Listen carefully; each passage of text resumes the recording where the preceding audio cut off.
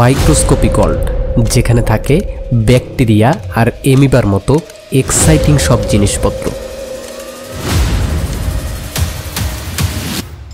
যেটা খালি চোখে মানুষের পক্ষে কখনোই এক্সপ্লোর করা সম্ভব না।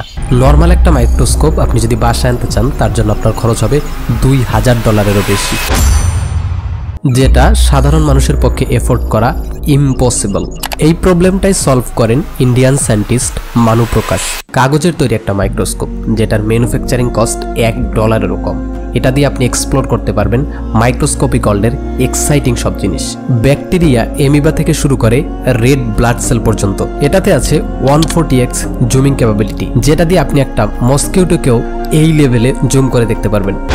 If you really want to dive into this exciting microscopic world, then you can collect it. Manufacturing cost $1 হলেও বাংলাদেশে আসতে আসতে এটার দাম 600 থেকে 700 টাকা পড়ে যায়। আপনি বাংলাদেশে বসে এটি কোন জায়গা থেকে কালেক্ট করতে পারবেন তার ডিটেলস কমেন্ট বক্সে পেয়ে যাবেন।